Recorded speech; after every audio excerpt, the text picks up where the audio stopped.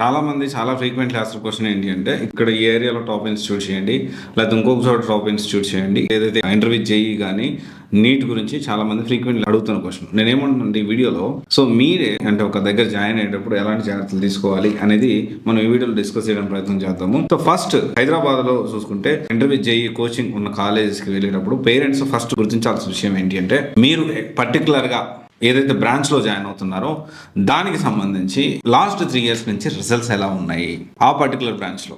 ఈ corporate colleges చాలా branches ఉన్నాయి, ఏం చేస్తారు, ఎక్కడో ఒక చోట బాగా చదివే పిల్లలందరినీ ఒక దగ్గర కూర్చోబెట్టి అక్కడ బాగా చెప్పిస్తారు, మిగతా దగ్గర పట్టించుకోరు. వాస్తవానికి మిగతా దగ్గర కనీసం ఫుడ్ కూడా సరిగ్గా పెట్టరు. So called corporate junior college అలా కాకుండా, సో ఆ పర్టికులర్ ఆ టాప్ ఫ్యాకల్టీ టాప్ బ్రాంచ్ ఏంటి అనేది మీరు తెలుసుకోవాలి, లేకపోతే కష్టమైపోతుంది. అట్ ద సేమ్ టైం ఆ బ్రాంచ్లో లాస్ట్ 3 years నుంచి రిజల్ట్స్ ఎలా ప్రొడ్యూస్ చేస్తున్నారు, ఫ్యాకల్టీ ఫ్రీక్వెంట్గా మారుతున్నారా లేకపోతే సేమ్ ఫ్యాకల్టీ అప్పటి నుంచి ఒకటే ఉన్నారా, ఇది ఖచ్చితంగా మీరు తెలుసుకోవాలి. పబ్లిక్లో కానీ ప్రమోట్ చేసేటప్పుడు పబ్లిక్లో ఎక్కడైనా పోస్టర్లు కానీ ఇంకెక్కడన్నా కానీ వాళ్ళ వెబ్సైట్లో క్లియర్గా ఈ బ్రాంచ్ నుంచి ఈ పర్టికులర్ బ్రాంచ్ నుంచి ఈ ర్యాంక్స్ వచ్చాయి, ఈ క్లాస్లో చదివారు అని వాళ్ళు చెప్తున్నారు లేదా, ఇది క్రాస్ వెరిఫై చేసుకోండి. ఒకవేళ అలా చెప్పకపోతే మాత్రం వాళ్ళు మోసం చేస్తున్నారు. అంటే ఎక్కడో ఒక దగ్గర ఒక బ్రాంచ్లో వచ్చిన ర్యాంక్స్ని అన్ని బ్రాంచెస్లో వచ్చినట్టు ఏ బ్రాంచ్కి ఆ బ్రాంచ్ ఇదే బాగుంది అన్నట్టు ప్రమోట్ చేసుకుంటున్నారు. దాన్ని మిస్లీడ్ చేస్తున్నారు, మోసం చేస్తున్నారు పేరెంట్స్ని, విద్యార్థులని, తల్లిదండ్రులు అనే విషయం మీరు మర్చిపోవద్దు. సో ఇలాగే దీంతో పాటు కొన్ని ఆస్పెక్ట్స్, ఫ్యాకల్టీ ఏంటి, వాళ్ళ ఎక్స్పీరియన్స్ ఏంటి, ఓకే.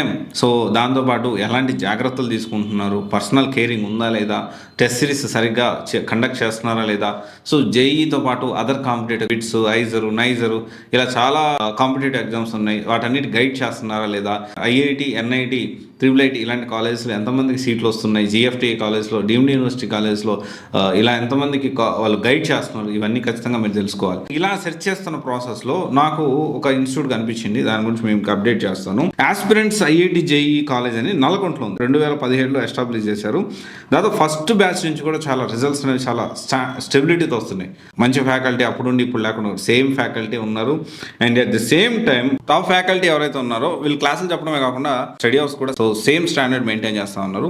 ఐఐటి ఫ్యాకల్టీ ఉంటారు. సో డౌట్స్ క్లియరెన్స్ కూడా జనరల్గా చాలా మంది ఏం చేస్తారంటే జూనియర్ లెక్చర్స్, సో ఎవరో నామకే వస్తే పెడతారు, అలా కాకుండా ఐఐటిఎన్ ఫ్యాకల్టీయే సో ఈ డౌట్స్ క్లియరెన్స్లో దగ్గరుండి చదివించడం జరుగుతుంది. అండ్ తర్వాత వచ్చేసి ఒకటే బ్రాంచ్ ఉంది.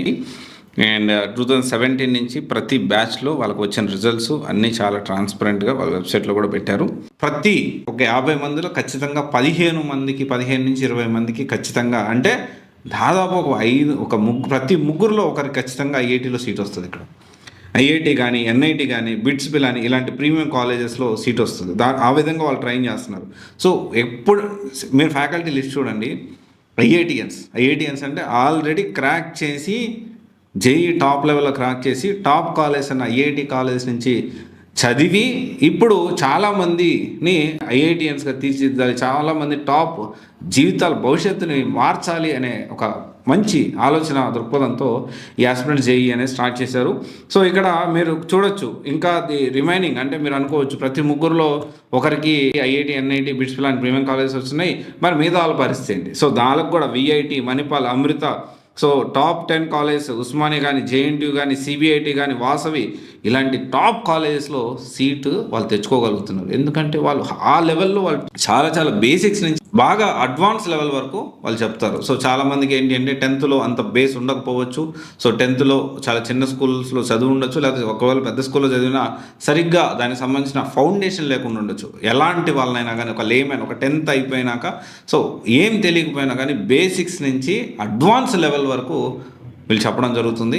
కాన్సెప్చువల్ లెర్నింగ్ ఇప్పుడు చాలా ఇంపార్టెంట్. సో క్వశ్చన్స్ ఎలా అడుగుతున్నారు ఏంటి అని మనకు తెలియదు. కాన్సెప్చువల్ లెర్నింగ్ అనేది జరుగుతుంది. ఓవరాల్గా పర్సనాలిటీ గ్రోత్ దానికి సంబంధించి కూడా వీళ్ళు పర్సనల్ కేర్ తీసుకుంటారు. నీట్ స్టూడెంట్స్ కూడా ఫిజిక్స్, కెమిస్ట్రీలో ఎక్కువ ప్రాబ్లం ఫేస్ చేస్తారు కాబట్టి వాళ్ళకి ఆ సబ్జెక్ట్స్లో ఐఐటిఎన్ ఫ్యాకల్టీ తీసుకొచ్చారు. Faculty support and at the same time NEET program కూడా స్టార్ట్ చేశారు.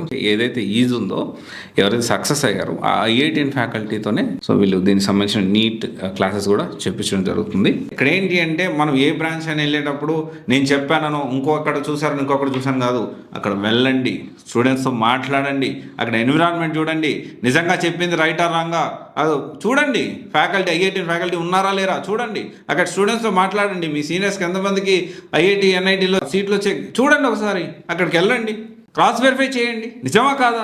100% చెప్తున్నా, ఈ ఇన్ఫర్మేషన్ నేను చాలా అథెంటిసిటీ తోటి మాట్లాడుతూ ఉన్నా, ఎందుకంటే చాలా విద్యార్థుల భవిష్యత్తు. ఒక ఇన్స్టిట్యూట్ గురించి నేను మాట్లాడటం, ఒక ఇన్స్టిట్యూట్ బాగుందని చెప్పడానికి నేను చాలా రీసెర్చ్ చేస్తాను. మా పర్సన్స్ ఎప్పుడు ఫీల్డ్లో తిరుగుతూ ఉంటాను. జేఈ నీటే కాదు, we are into UPSC civils, software, ఇలా చాలా మల్టిపుల్ ఎడ్యుకేషన్ సిస్టమ్ మీద ఒక రివ్యూ తీసుకురావాలి. పిల్లలకి మంచిది ఏది, చెడేది, ఏది బాగుంటుంది, ఏది బాగుండదు. ఎందుకంటే జాయిన్ అయిన తర్వాత మళ్ళీ మనం అటు ఇటు స్టెప్ తీసుకోలేం కాబట్టి. ఓకే, ఇది ఒకసారి ఆలోచన చేయండి. ఆస్పిరెంట్స్ జేఈ నల్లకుంటలో ఉంది, one of the best interview JEE NEET college కూడా కాబోతుంది. సో ఇది ఒకసారి మీరు ఆలోచన చేసి దాన్ని బట్టి మీరు డెసిషన్ తీసుకోండి. ఒకసారి విజిట్ చేయండి, ఆఫ్లైన్లో ఎన్విరాన్మెంట్ చూడండి, అప్పుడు మీరు డెసిషన్ తీసుకోండి. Thank you. This is Raj signing off.